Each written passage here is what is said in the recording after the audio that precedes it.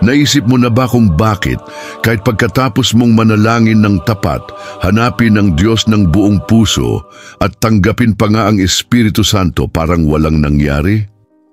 Marahil narinig mo ang napakaraming tao na nagsasabing nakaramdam sila ng isang bagay na kamangha-mangha, isang emosyon na napakalakas, at ngayon tinatanong mo ang iyong sarili, bakit hindi ko naramdaman yon?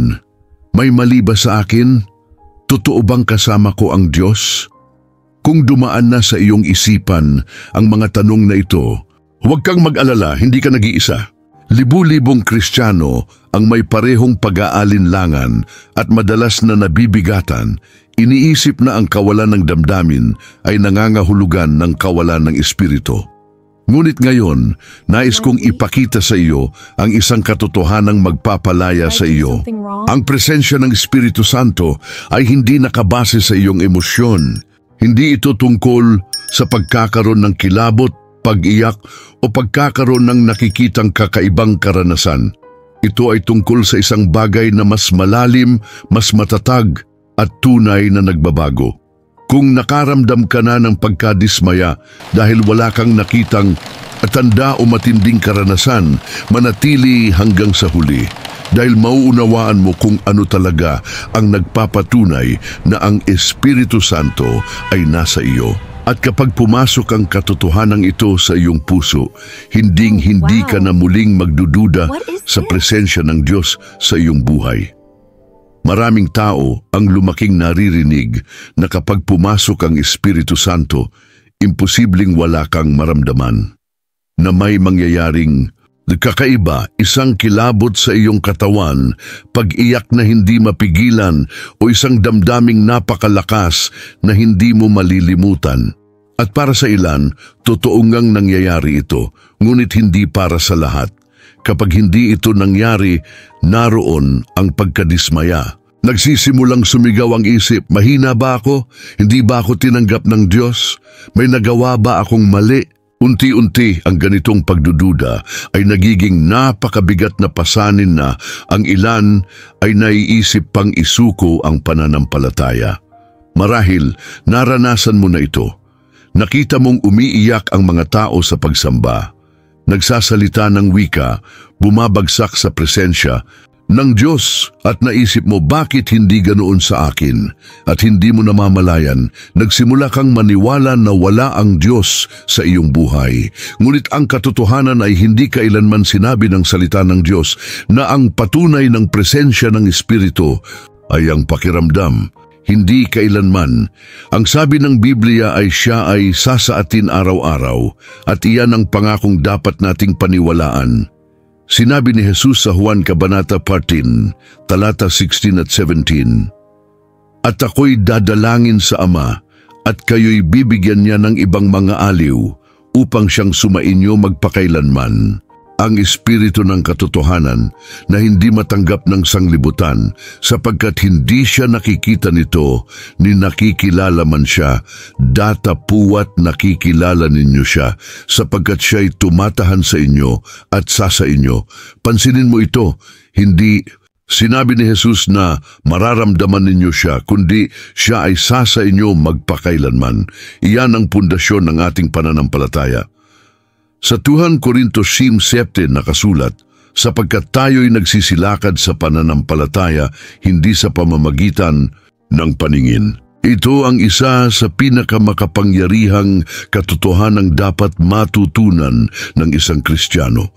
Hindi tayo nabubuhay ayon sa pakiramdam, sapagkat nagbabago ang damdamin. Ang emosyon ay pabago-bago. Isang araw masaya ka, kinabukasan hindi. Kung ang iyong pananampalataya ay nakabase sa iyong nararamdaman, ito ay magiging mahina at madaling masira. Ngunit salamat sa Diyos, hindi ito nakasalalay doon.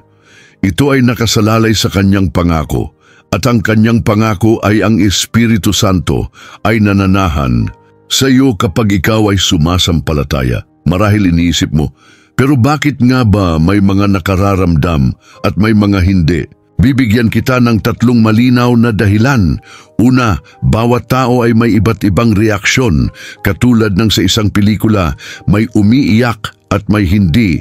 Ganon din sa emosyonal na reaksyon sa presensya ng Diyos. Ikalawa, ang Diyos ay kumikilos sa loob bago siya kumilos sa labas. Minsan nagsisimula siya ng isang tahimik na proseso.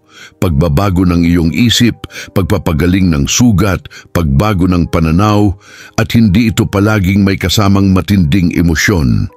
Ikatlo, ang emosyon ay hindi katumbas ng kabanalan.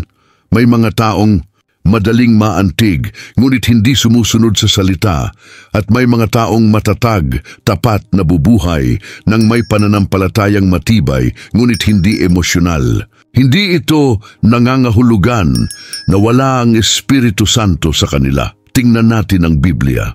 Si Eliseo, isa sa pinakadakilang propeta, walang tala ng matinding emosyonal na karanasan, ngunit puspos ng kapangyarihan ng Diyos. Si Apostol Pablo, hindi rin sinabi na siya ay bumagsak, umiyak o nakaramdam ng kilabot nang tanggapin niya ang Espiritu.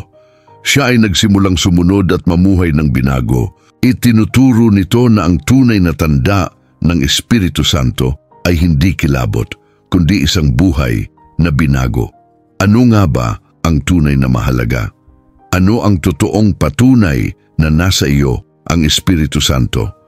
Bibigyan kita ng malinaw na palatandaan na maaari mong makita ngayon. Una, pagbabago ng ugali. Kapag nagsisimula kang iwanan ang maling bagay, ang kasinungalingan, galit, inggit at kayabangan, at ito'y napapalitan ng pag-ibig, kapayapaan at pagpipigil sa sarili, iyan ay gawa ng Espiritu.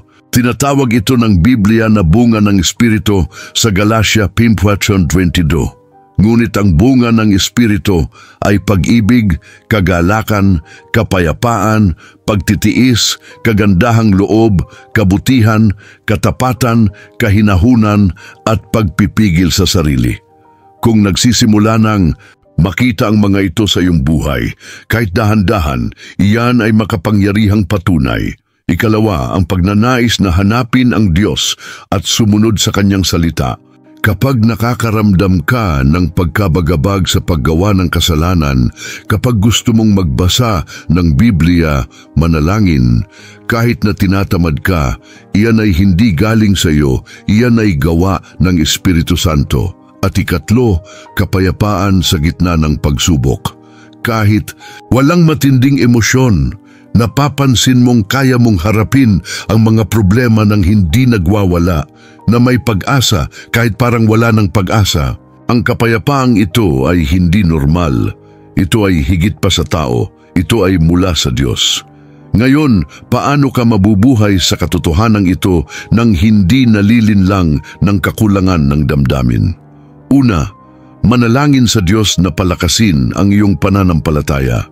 Sa halip na humiling ng emosyon, humiling ng katatagan. Ikalawa, basahin ang Juan Kabanata 4:15 at lagyan ng marka ang lahat ng pangako ni Jesus tungkol sa Espiritu Santo. Ito ang magpapatibay sa iyong puso sa katotohanan. Ikatlo, obserbahan ang maliliit na pagbabago sa iyong araw-araw. Huwag maliitin ang tila maliit na tanda ng pagbabago.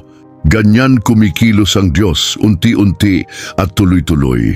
Tandaan mo ito, ang kawalan ng pakiramdam ay hindi nangangahulugan ng kawalan ng Espiritu Santo. Hindi siya nakadepende sa iyong emosyon upang kumilos. Siya ay nakadepende sa pangako ng Diyos. At tiyak ang pangakong ito, siya ay kasama mo araw-araw hanggang sa wakas. Ngayon gusto kong marinig ka, naranasan mo na bang hindi makaramdam ng kahit ano? Paano mo ito hinarap? Ibahagi mo rito sa mga komento dahil maaari itong makatulong sa iba pang dumaraan sa ganito.